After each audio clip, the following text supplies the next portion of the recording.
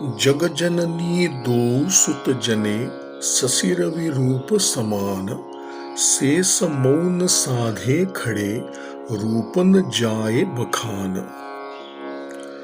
जगत जननी माता सीता ने दो पुत्रों को जन्म दिया जिनका रूप चंद्र और सूर्य के समान था। उस समय सीता और उनके पुत्रों के रूप को देखकर शेषनाग मौन और स्तंभित रह गए, क्योंकि उनके रूप का वर्णन उनसे करते नहीं बना। सीता के पुत्रों का समाचार सुनकर वाल्मीकि मुनि सीता की कुटिया में आए। सीता सहित दोनों पुत्रों ने उनसे आशीष प्राप्त की। लव कुश दोनों ही अपनी मां के प्राण थे। दोनों ने शस्त्रों और शास्त्रों का ज्ञान मुनि के पास रहकर प्राप्त किया। उन्होंने मन के भय और क्रोध को जीत लिया। इधर अयोध्या में एक बार राम जी गुरु के घर मंत्री और छोटे भाइयों के साथ गए। पृथ्वी पर मस्तक टेक कर उन्हें प्रणाम किया और आशीर्वाद पाकर बैठ गए। तव प्रसाद जप यज्ञ अनेका कीन्हे अमित एक ते एका नाथ सकल पुरजन मन माही देखा अश्वमेध प्रभु चाही। वे बोले, आपकी कृपा से मैंने एक से एक उत्तम यज्ञ किए हैं। हे प्रभु, सारे पूर्ववासियों के हृदय में एक अश्वमेध यज्ञ देखने की इच्छा है। हे नाथ, यदि आप आज्ञा दे तो मैं चरणों में मस्तक नवाकर निवेदन करूं। ऐसे प्रीति युक्त वचन सुनकर मुनि अत्यंत प्रसन्न हुए और बोले, ऐसे नीति युक्त वचन आप क्यों न कहेंगे। ब्रह्मा जी आपकी अभिलाषा पूर्ण करे। हे भरत, उठो और उचित प्रबंध करो। मुनि के ऐसे वचन सुनकर भरत, शत्रुघ्न और लक्ष्मण जी प्रसन्न होकर घर को चल दिए। सेवक प्रजा और मंत्रियों को बुलाकर कहा, बाजार, गली, नगर, घर और द्वारों को मंडप बनाकर सजाओ। गुरु समेत प्रभु अवधहि आए देखी बनाव बहुत सुख पाए मिथिलापुर चर तुरत सिधाए देश देश के नृपति बुलाए। जब गुरुजी के साथ प्रभु श्री राम अयोध्या में आए तो सजावट देखकर बहुत प्रसन्न हुए। उन्होंने तुरंत ही जनकपुर को दूत भेजे तथा अन्य अनेक राजाओं को भी बुला लिया। जामवंत सुग्रीव विभीषण अरुणल नील द्विविध कुल भूषण आए सब जह राम कृपाला वरुण कुबेर इंद्र यम काला। जामवंत, सुग्रीव, विभीषण, नल नील और द्विविध आदि अनेक कुलभूषण तथा वरुण, कुबेर, यम, काल आदि सभी वहां आए जहां कृपालु श्री रामचंद्र जी थे।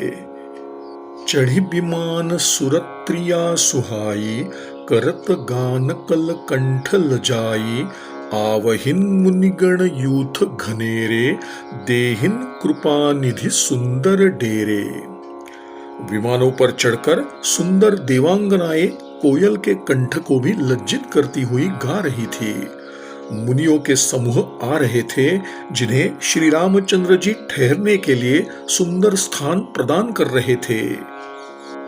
शशि रवि हरि विधि मुनि सनकादि आए सुरजे परम अनादि विश्वामित्र संग मुनि झारी सहज सात ऋषि इच्छाचारी। चंद्रमा, सूर्य, हरि, महादेव, ब्रह्मा एवं सनकादि मुनि आदि परम अनादि देवता भी वहां आए। विश्वामित्र जी के साथ अपनी इच्छानुसार विचरण करने वाले 7000 मुनिगण भी आए। पाराशर भृगु अंगीरा नारद व्यास अगस्त्य आए यूथप सकल मुनि देवल सहित पुलस्त्य। फिर पाराशर, भृगु, अंगीरा, नारद, व्यास, अगस्त्य जी एवं देवल सहित पुलस्त्य जी आदि सब मुनि भी वहां पहुंच गए। मखस्थल अति देखी सुहावा, नाना भांति देखी सुख पावा।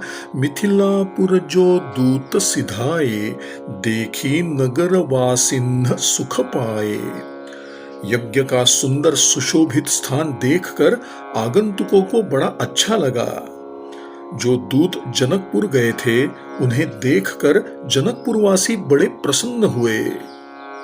द्वारपाल सन खबर जनाई, अवध नगर ते पत्री आई। सुनि विदेह सहसा उठि धाये, तन मन पुलकी नयन जल छाए।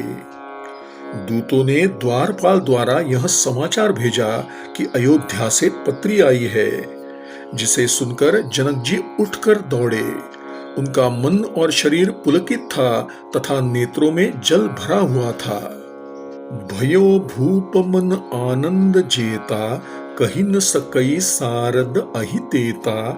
शिथिल अंग नृप द्वारे आए, देखी दूत अतिशय सुख पाए।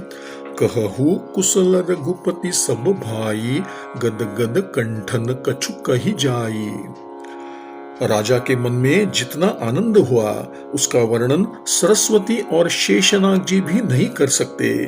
द्वार पर आकर और दूतों को देखकर महाराज बड़े प्रसन्न हुए और बोले, श्री रामचंद्र की और सब भाइयों की कुशल बताओ।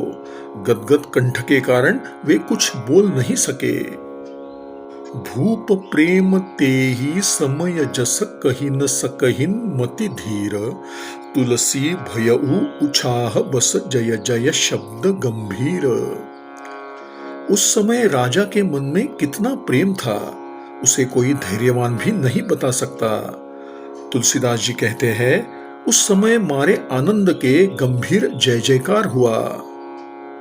राजा जनक ने आदर सहित दूतों को बुलाकर उनका सम्मान किया और तब मानो चारों पदार्थ पाकर अपने गुरु शतानंद जी के घर चल दिए और उन्हें सारी कथा सुनाई।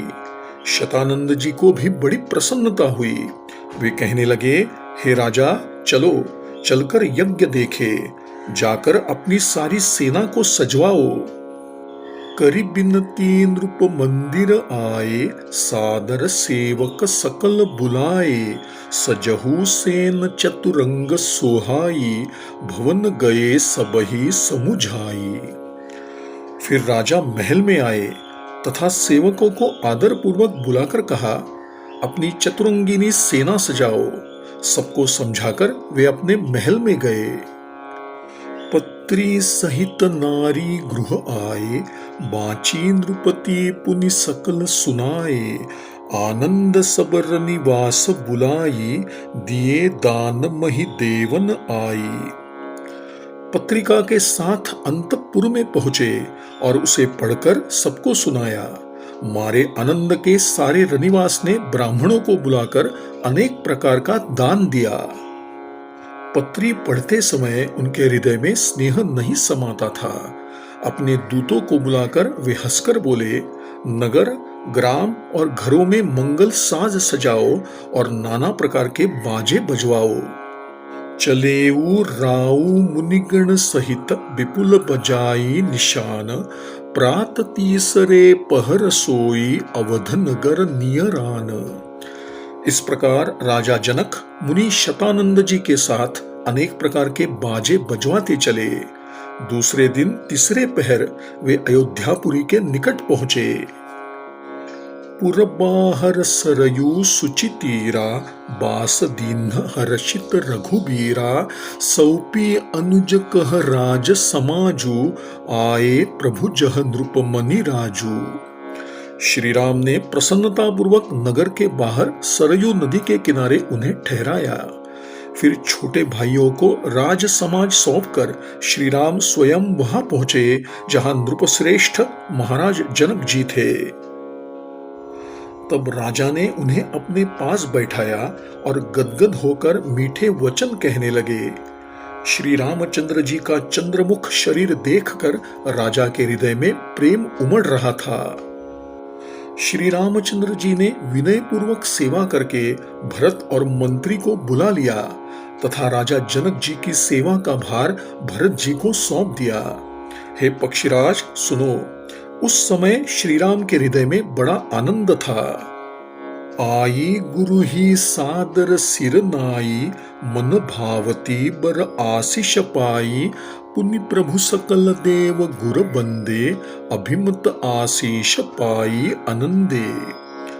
फिर गुरु जी को सादर सिर नवाया और मनचाहा आशीर्वाद प्राप्त किया। फिर श्री राम ने समस्त देवताओं और गुरुजनों को भी प्रणाम किया तथा मनोवांछित आशीर्वाद पाकर प्रसन्न हुए। 10 सहस्र मुनिवर सहित आए प्रभु मख धाम, बोले बचन विनीत गुरु मंत्र सुनहु मम राम। 10,000 मुनियों सहित श्री राम जी यज्ञशाला में आए। तब वशिष्ठ जी ने विनम्रता पूर्वक उनसे कहा, हे राम, मेरा विचार सुनो। धर्म सकल जेहिन वेद बखाने, संत पुराण लोक सब जाने, बिन प्रिय सकल न होय खरारी, अब चाहिए मिथिलेश कुमारी।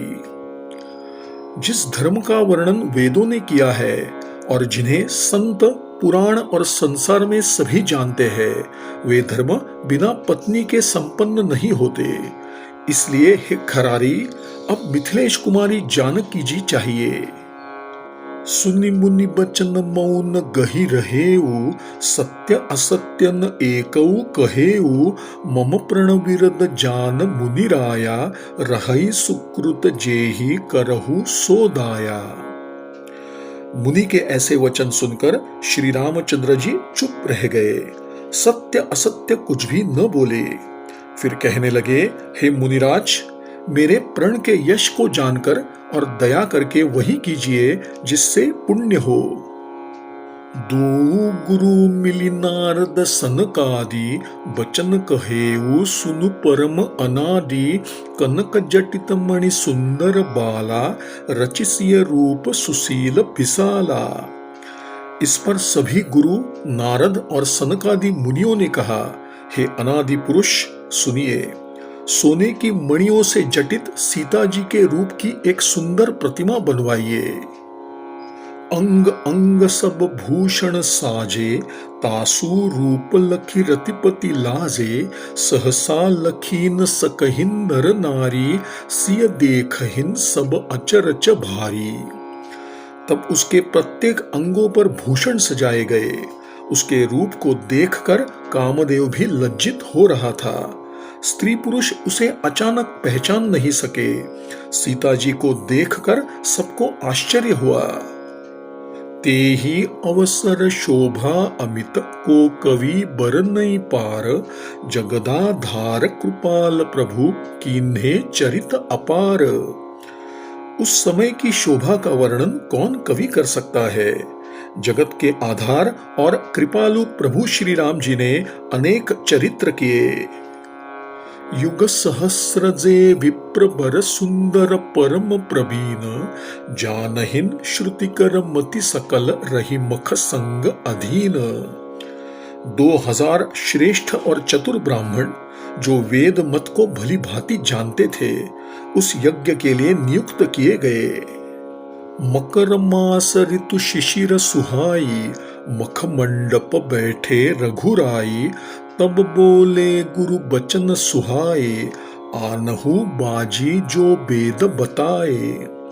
माघ मास की सुंदर शिशिर ऋतु में श्री राम जी यज्ञशाला में बैठे। तब गुरु जी बोले, जैसा वेदों में बताया गया है वैसा एक घोड़ा लाओ। लक्ष्मण सुनि गुरु बचन आनंदे, बार बार पद पंकज बंदे, हयशाला सादर चली आए, विविध विभूषण तेहि पहिराए। गुरु के ऐसे वचन सुनकर लक्ष्मण जी बहुत प्रसन्न हुए। वे बार बार गुरु के चरण कमलों की वंदना करके अत्यंत आदर पूर्वक घुड़साल में आए और उस घोड़े को अनेक भांति के आभूषण पहनाए। श्वेत वर्ण सुंदर श्रुतिकारे, रविहय लजित मनोज सवारे, जीन जड़ाऊ न जाई बखाना, रवि रथ चढ़ी आवत जग जाना, माथे मोर पंख मणि लागे, सोई नभ नखत देखी अनुरागे। उस घोड़े का वर्ण श्वेत था, कान काले थे। वह सूर्यदेव के घोड़ों को भी लज्जित करता था, मानो कामदेव ने अपने हाथ से ही उसे बनाया हो। उसके ऊपर सुंदर जड़ाऊ जीन रखी थी, ऐसा जान पड़ता था मानो स्वयं सूर्य ही चले आ रहे हो। उस घोड़े के माथे पर मोर पंख और मणियां लगी थी, मानो आकाश में तारे खिले हो। षष्ठी सहस दस वीर वर रामानुज रणधीर, मध्यताही आनेहु तहा जहां राम रघुबीर। घोड़े के साथ ही 60,000 श्रेष्ठ वीरों को लेकर लक्ष्मण जी वहां आए, जहां श्री रामचंद्र जी थे।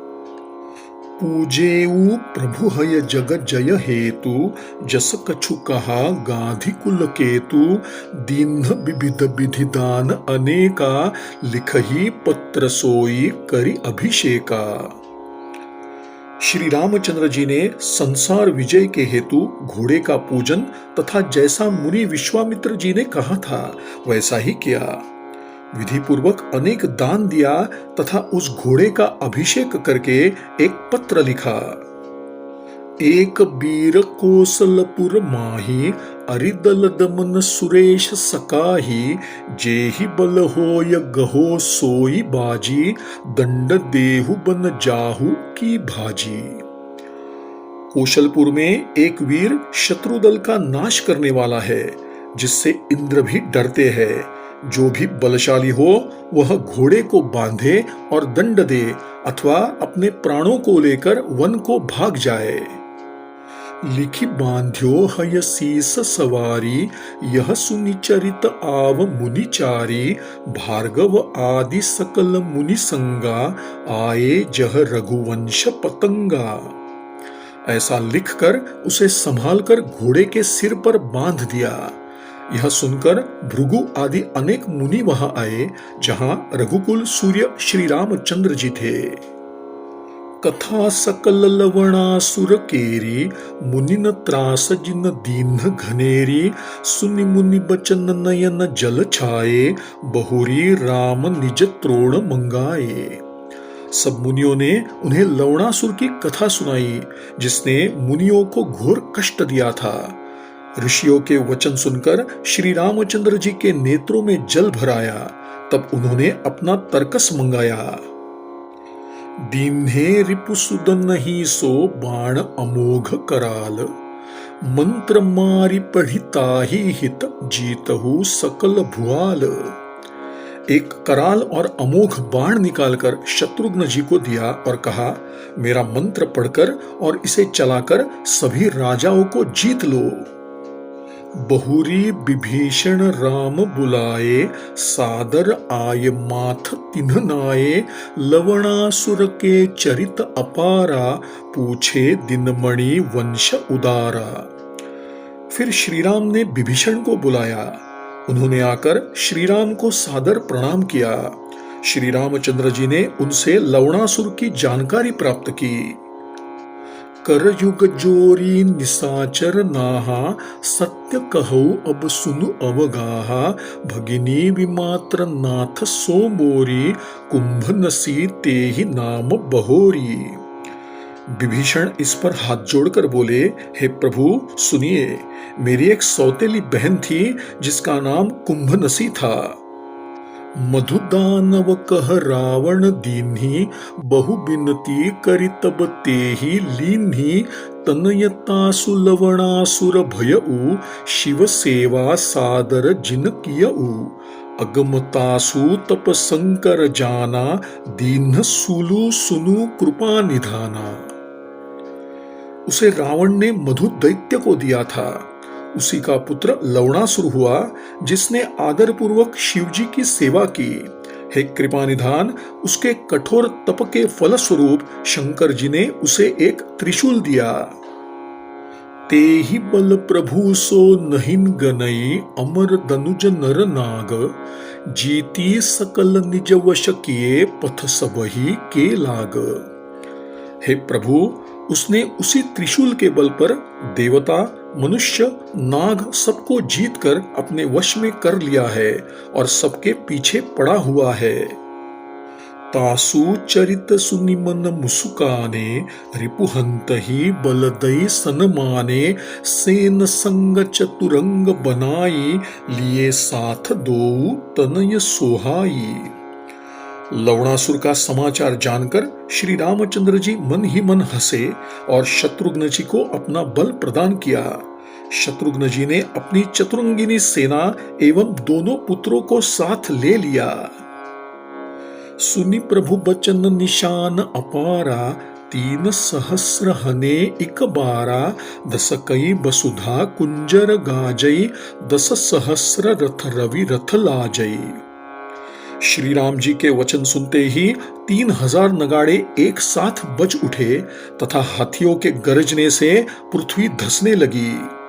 10,000 रथ सूर्य को भी लज्जित कर रहे थे। पूरयो शंख चले दल साजी, अमित आकाश दुंदुभी बाजी, चमू चपल अति सुभट जुझारी, घेरयो नगर बीर बरियारी। तब शंख बजाती हुई सेना चली, आकाश में दुंदुभिया बज उठी। जुझारू योद्धाओं की सेना ने लवणासुर का नगर घेर लिया। विपुल निशान हने तेहि काला, सुनि निशिचर पति गर्व विशाला, सुभट प्रचारित गरजत आवा, देखी कटक निज अति सुख पावा। उस समय अनेक नगाड़े बजे, जिन्हें सुनकर लवणासुर का अभिमान जाग उठा। वह योद्धाओं को ललकारता और गरजता हुआ आया और अपनी सेना को देखकर बड़ा प्रसन्न हुआ। मारु शब्द सुनहिन भट गाजहिन, विपुल बाजने दो दिसि बाजहिन, निज प्रभु कहि जय जोरी जानी, हर्षि भिरे भट हट मन ठानी। युद्ध के बाजों का शब्द सुनकर वीर प्रसन्न होने लगे। दोनों ओर से बाजे बज रहे थे। अपने अपने स्वामी की जय बोलकर योद्धा प्रसन्नतापूर्वक मन में विजय का हठ ठानकर आपस में भिड़ गए। विचलित अनिबिलो की निज लवणासुर बरबंड, संग तनय मातंग भट दूसर केतु अखंड। अपनी सेना को विचलित होते देखकर लवणासुर अपने दोनों पुत्रों मतंग और केतु को लेकर आगे बढ़ा। प्रभुसुत ज्येष्ठ सुबाहु विशाला, भिरयो मतंग ही जनु दुई काला, यूप केतु अरु केतु प्रचारी, लरहिन सुखेनन मानहिन हारी। शत्रुघ्न जी अपार बलशाली बड़े सुबाहु मतंग के साथ ऐसे भिड़ गए मानो 2 काल हो। छोटे बेटे यूप केतु भी केतु को ललकार कर उससे भिड़ गए। दोनों लड़ रहे थे परंतु हार नहीं मान रहे थे।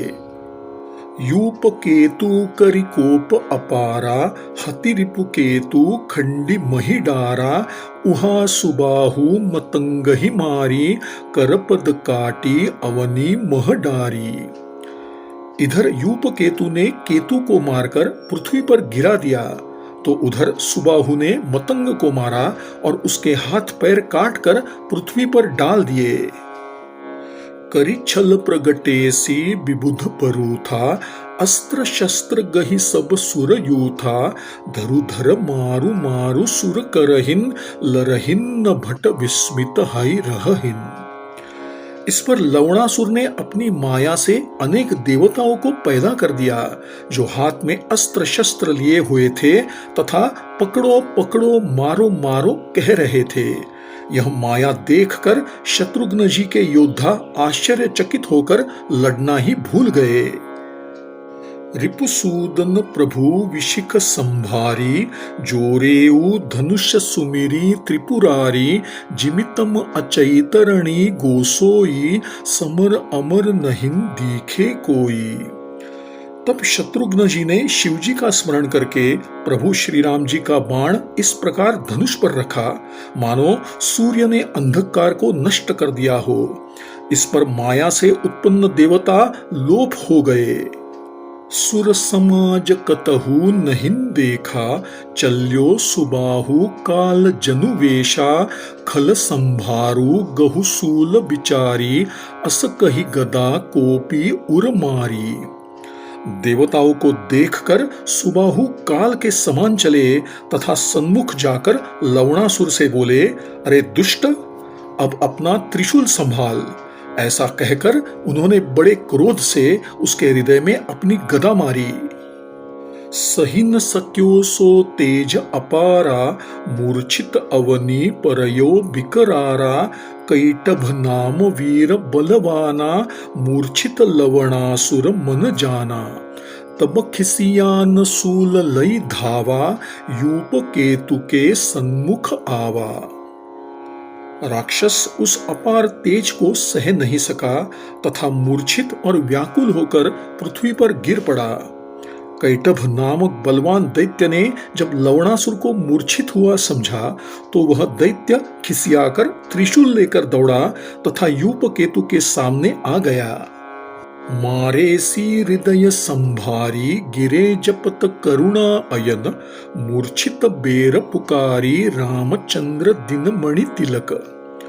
और यूप केतु के हृदय में मारा, जिससे वे श्रीराम का नाम लेते हुए गिर पड़े। मूर्छित होते समय उन्होंने पुकारा, हे रघुकुल श्रेष्ठ श्री राम। मूर्छित बंधु सुबाहु बिलोकी, भैरिस अमित रहत नहीं रोकी, कठिन बाण करि क्रोध अपारा, छाड़ेऊ 3 कोटि एक बारा। सुबाहु ने भाई को मूर्छित देखा तो वे क्रोधित हो उठे और रोकने से भी न रुके। उन्होंने क्रोधपूर्वक 3 करोड़ कठोर बाण छोड़े। ताही विकल करि अनुज समीपा, आतुर आयो रघुकुल दीपा, लागे बाण तासु तन माही, परयो अवनितल सुधि कछु नाही। तथा राक्षस को व्याकुल करके सुबाहु शीघ्र ही अपने भाई के निकट पहुंच गए। यूप केतु के शरीर में बाण लगे थे, उन्हें कुछ होश नहीं था और वे पृथ्वी पर पड़े हुए थे। ऐची सांग तनु बाहर कीन्हा, राम नाम वर औषधि दीन्हा, उठि सुचि अंग अनुज के संगा, लीन्ह बिहसी धनु बाण निशंगा। सुबाहु ने बाणों को उनके शरीर से खींचकर बाहर निकाला और राम नाम की औषधि उन्हें दी, जिसे सुनते ही वे भाई के साथ उठ खड़े हुए और उनका शरीर सुंदर हो गया। तब यूपकेतु ने हंसकर पुनः धनुष्य बाण ले लिया। जाग्यो निशिचर देखी लराई, चल्यो कुमुकलई संग निज भाई, सुर बैरी ते ही काल सकाई, हार समर मह सुनु खगराई। इधर कैटभ राक्षस की मूर्छा टूटी और उसने लड़ाई होती देखी तो वह अपने भाई जाम्यक को साथ लेकर आया। हे गरुड़ जी सुनो, देवों के उस बैरी से काल भी डरता था, परंतु लड़ाई में वह भी हार गया। नायऊ माथ आनी कर जोरी, तात समर रुचि पूजी मोरी, रावण रिपु लघु भ्राता जानू, तनय तासु बलशील निधानु। उसने आकर मस्तक नवाया और बोला, हे तात, आज युद्ध में मेरी इच्छा पूरी हुई है। रावण के शत्रु श्री राम जी के छोटे भाई शत्रुघ्न जी के पुत्र बल और शील के निधान है। कोटिन समर सूर हम मारे, बालक नृपति निरखी हिय हारे, रिपुबल सुनिकर हृदय कलापू, पठयसि मोहि जान जिय आपू। रवि तनया गहि सेना डारऊ, तनय समेत अनुज रिपु मारऊ। हमने युद्ध में करोड़ों योद्धा मार डाले हैं, परंतु इन राजपुत्रों को देखकर हम मन से हार गए हैं। स्वामी ने बैरी का बल जानकर और हृदय में दुख मानकर हमें भेजा है। इस पर लवणासुर बोला, मैं संपूर्ण सेना को यमुना में डुबो दूंगा और पुत्रों समेत शत्रुघ्न जी को मार डालूंगा। भिरे समर सारोष अति फिरे सामने कूर, लागे लोहे हठी रहे समर वीर बलपूर। योद्धा रण में क्रोधित होकर भिड़ गए और कायर लोग जी चुराकर भागने लगे। लोहे से लोहा बजने लगा, केवल बलशाली और वीर योद्धा वहां रह गए। साजी बाजी गज बाहिनी गही गही हने निशान, आयो समर सकोप अति लवणासुर बलवान। तब घोड़े हाथी की सेना सजाकर और नगाड़े बजाता हुआ क्रोध के साथ लवणासुर रण में आया। सुमिरी अवधपति चरण युग छाड़ेउ तीव्र नराच, परयो अवनितल भिन्न है व्याकुल निपट पिशाच। शत्रुघ्न जी ने श्री राम जी के चरणों को स्मरण कर कठोर बाण छोड़ा, जिसके लगते ही लवणासुर कटकर पृथ्वी पर अचेत होकर गिर पड़ा। तासु मरण सुनी सब सुर यूथा, चढ़ी विमान नभ देव बरूथा। बाजहिन दुंदुभी वर्षहिन फूला, आजू नाथ बीते सब सूला। राक्षस का मरना सुनकर सब देवता आकाश में विमानों पर चढ़कर आए। दुंदुभी बजाकर फूल बरसाते हुए कहने लगे, हे नाथ, आज सब दुख दूर हो गया। तह युग नगर रचे अति रूरे, राखे तनय युगल बल पूरे। मथुरा नाम जगत यश जाना, दूसर विदित जू वेद बखाना। इस पर शत्रुघ्न जी ने 2 सुंदर नगर बसाकर अपने दोनों पुत्रों को वहां का राज्य दे दिया। मथुरा नगर का नाम और यश सारा संसार जानता है, और दूसरे विदित की महिमा वेदों ने गाई है। ज्येष्ठ तनय बल बुद्धि विशाला, नाम सुबाहु विदित महिपाला। राख्यो यमुना तट बल भूरी, विदित नगर पश्चिम बहुदूरी।